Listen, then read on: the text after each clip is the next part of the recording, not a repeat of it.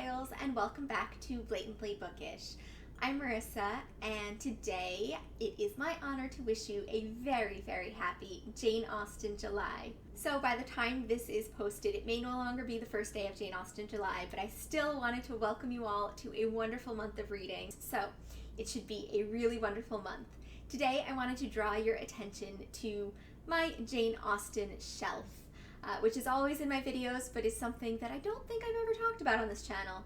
So let's zoom in. So we are down here with a close-up of my Jane Austen bookshelf. I started reading Jane Austen in my early to mid-teens, but unfortunately I didn't save any of the original books that I read back then. My outlook on the physicality of books and my desire to keep a personal collection of books really only started to take shape in the past 10 years or so, but that's probably a topic for another video. So yes, all of the Jane Austen books I own are on this shelf. We have mostly various editions of Austen's works and then a smattering of books about Jane Austen, some literary criticism, biographies, that sort of thing. So I'd like to go through them with you one by one and share my experiences of them. And I guess we'll go left to right-ish, or something like that, just have some semblance of order to this. So all the way on the left, we have this jar right here, which is quite pretty, but has absolutely nothing to do with Jane Austen. So we're going to remove it for the remainder of this video. So on the left here is a gorgeous box set of Jane's main 6 novels that my boyfriend, now husband, got me for Christmas a few years back because he knew how much I love Jane Austen. It was the first complete set of Jane Austen books I ever owned, and I fell in love with their cloth-bound covers and the beautiful embossed designs on their front covers. As pretty as they are, though, it turns out that they aren't too practical. Their font is minuscule and difficult for me to read, so I've never actually read the novels from these editions. Still, I look at them on my shelves and I'm reminded of my husband and Christmas morning and the joy of being gifted Austen books. Next to that set is my second complete set of Jane Austen's main 6 novels, which I just took out for you. These I bought for myself used on eBay because as much as I loved the ones that my husband got for me, I wanted a set that I felt weren't quite as precious, that were portable and readable, and that's exactly what these are. I first saw these editions on Emma, the Bookish Princess's channel, and I fell in love with the art on the covers. They're these gorgeous, stylized ink and watercolors of the main characters that each betray something of the characters' personalities and stories in interesting ways. I am such a sucker for a book cover that, through visual art, aptly reflects the beautiful story inside. Sense and Sensibility is done particularly well. 2 sisters who form a single unit on the cover, but also mirror each other. One has their hair up, the other down. One has a bright blue sash or something around her waist, but the other doesn't. They visually balance each other, which I think is perfect for Sense and Sensibility. Persuasion shows Anne Elliot gazing longingly at the captain, but there seems to be rigidness, a hesitancy, or distance between them, and Anne is visually being pulled away from the captain by drawing our attention to the beautiful fading of the watercolor on her cloak. Pride and Prejudice has a couple visually separated by a chandelier, which can be seen as a symbol of class and society, family expectations, wealth, all the things emblematic of the pride and prejudice at the crux of the story. It's interesting that those 3 with multiple characters on their cover are my favorites. I think the other covers are not as symbolic, but they tried. I think the simultaneous meekness and strength in character are shown by Fanny's body language and expression on the Mansfield Park cover. And the Northanger Abbey cover shows a distracted Catherine Morland who looks lost in her own thoughts and oblivious to the light sketch of a window frame that she's physically touching. Emma is probably my least favorite of these covers, but I suppose it shows the self-sufficiency of Emma's character and her utter confidence in her own thoughts that she appears to be writing. Anyway, these covers are just gorgeous. Some of them are more symbolically reflective of the text than others, of course, But I love how these books are both pretty and portable and precious, but not too precious to get dirty or to bend the spines or spill a little tea on. Like I said, I bought them used, and they aren't exactly in pristine condition. Emma has some schmutz on the corner from a sticker that came on the book, and it actually does look like Mansfield Park got cut with a knife in the corner there. So they're small books, but the font isn't so small that it dissuades me from reading. I just wish that there was a tad more space in the margins for annotations, but these are still my favorite set of Austen books, and they are the books that I tend to read Austen novels from. I'm currently reading this version of Emma right now and following along with the read-along. So next to those, I have other assorted editions of Jane Austen's works. I studied 3 of Austen's main 6 novels in college, oddly enough in 3 separate classes. I love the editions that I used in college because they're full of my annotations. In school, I used to dog-ear pages with meaty passages that I could easily see myself using in essays or bringing up in class. So I have Northanger Abbey, which I read for a seminar in Gothic literature. Northanger is a parody of the Gothic, so after learning the conventions of Gothic literature and reading a little Anne Radcliffe, we read Austen's parody of the Gothic and saw how she appropriated those conventions as part of a realist novel. And then the class went on to other derivations of the Gothic genre, including the birth of detective fiction and mysteries, etc. But there you have it. This is one of my favorites of Northanger Abbey because of all of those annotations that are just naturally in here. And then there's Persuasion, which I read for a class. I can't quite remember which class at this point. I know I read it freshman year, and I want to say it was for an Introduction in Victorian Literature course, but that can't possibly be right because Jane Austen wasn't a Victorian. Anyway, I read it for the first time in that class, and I don't think I've read it since. Persuasion is definitely the Jane Austen book that I am least familiar with. And it's such a great one, too. I really would like to reread it soon, maybe next Jane Austen July, because this year we are reading 2 of my favorites, Emma and Pride and Prejudice. And the last Austen book I studied in school was this Norton critical edition of Sense and Sensibility. I read it as part of a class on the rise of the novel. The class was focused mostly on 18th century literature. We read Pamela and Roxanne and Evelina and Tom Jones, and while it was interesting to see the novel progress as a genre, I found the characters to be rather flat in most of the literature in that course. So I was delighted when we got to Jane Austen because Sense and Sensibility is enjoyable, but it's not my favorite. But compared to those other books, it was absolutely amazing.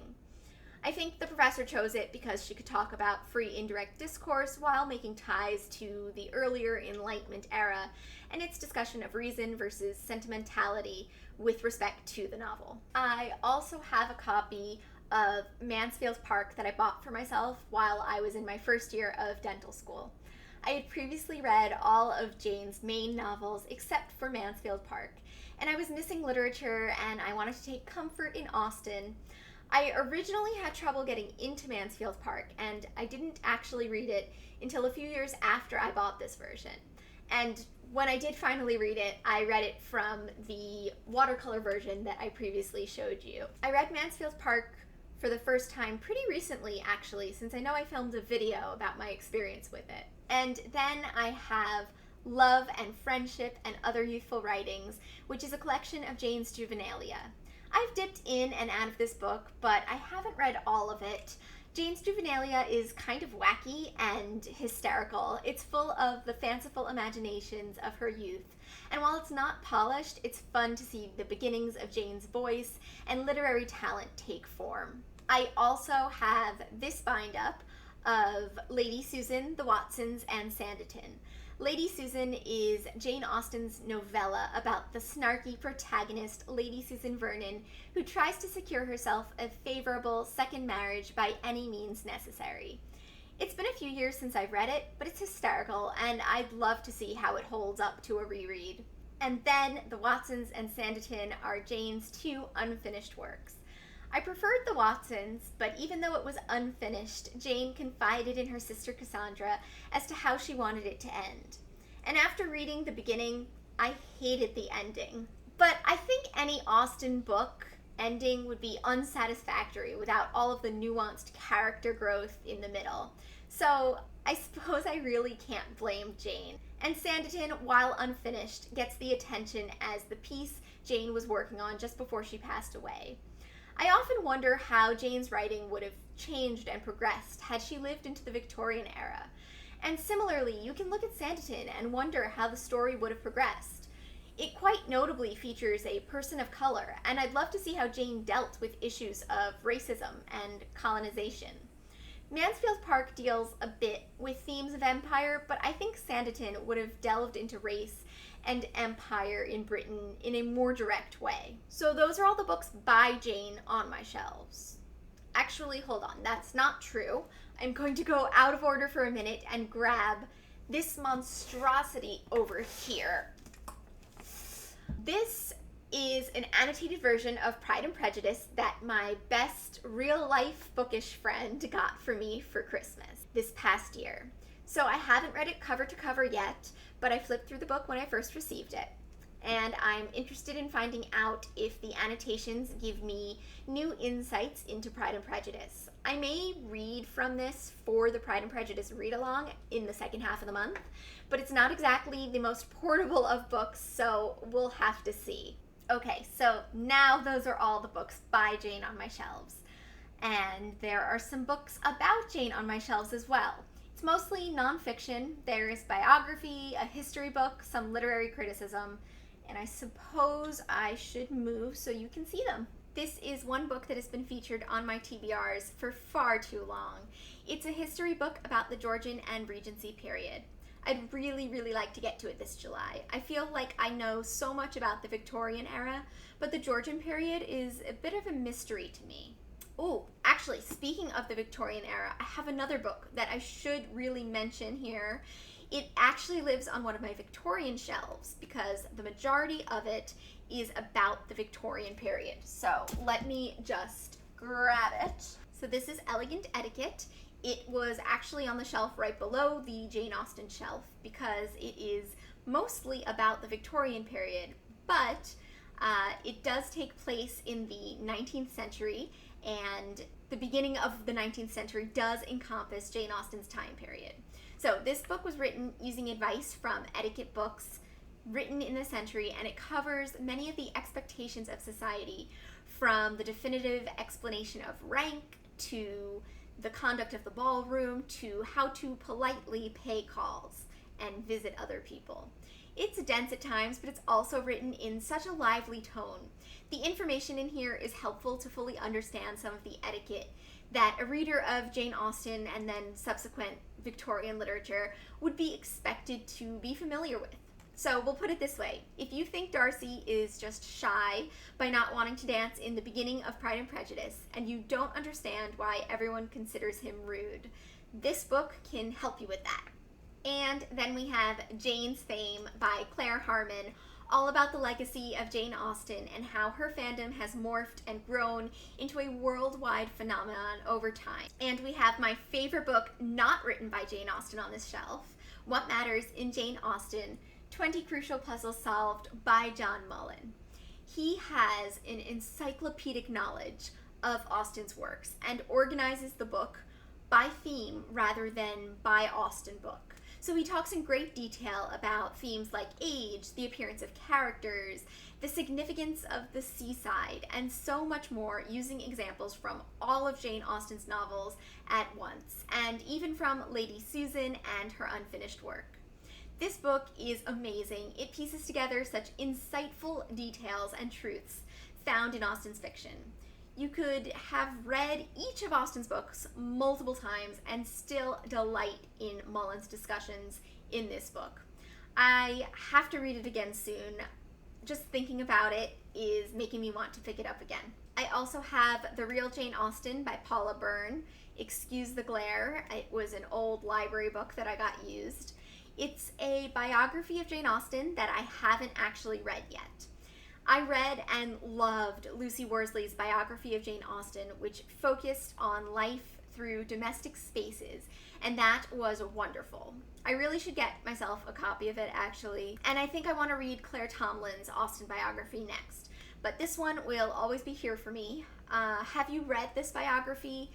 And if so, how does it rank for you among the Austen biographies that you've read? And then there's Miss Austen by Gill Hornby. This book is special to me because it's the first physical copy of a book I've ever received from a publisher. I'm so grateful to Flatiron Books for thinking of me, and I also thought it was such a beautiful and subtle homage to Austen's works and legacy. It's definitely staying on my shelves. It's a historical fiction book about Jane's sister, Cassandra, but it's also so much more than that. It's an exploration of spinsterhood and a poignant portrayal of grief, and just a really wonderfully crafted book. I did a review on it not too long ago, so I will link that down below if you are interested. And last but not least, I have these two journals of Persuasion, published by the Jane Austen Society of North America. They are full of scholarly essays on everything Austen, and I enjoy dipping in and out of them. I'm embarrassed to say that even though I co-host Jane Austen July, I am not a member of JASNA. I actually purchased these at the Brooklyn Book Festival. I've been meaning to join JASNA for a while now, and I'm on some mailing list because I do get emails all about the exciting events and speakers they have in New York City. But they're usually taking place on weeknights and at times that I wouldn't be able to make work with my schedule, and I'm worried that a subscription would be wasted on me. Plus, I'm painfully shy in person, so. Still, I secretly hope that I get a JASNA subscription for my birthday or something one year. It's not even that expensive. I really should just get it for myself at this point. So anyway, those are all of the books on my Jane Austen shelf. My Jane Austen collection will probably grow over time. I tend to buy books sparingly at this point, but books about Austen are just the type of thing I can be convinced to treat myself to. I would like to acquire a collection of Austen's letters and The Other Miss Bennet by Janice Hadlow, the biography by Lucy Worsley, and I'm always on the lookout for intriguing nonfiction about Austen. So I would love to know in the comments section if you have a Jane Austen shelf in your personal library, and what are your favorite Jane Austen editions and books about Austen? What is on your Austen wish list? I just take so much comfort in being surrounded by books by and about Austen. So happy Jane Austen July, everyone. I look forward to seeing you in another video soon. Bye!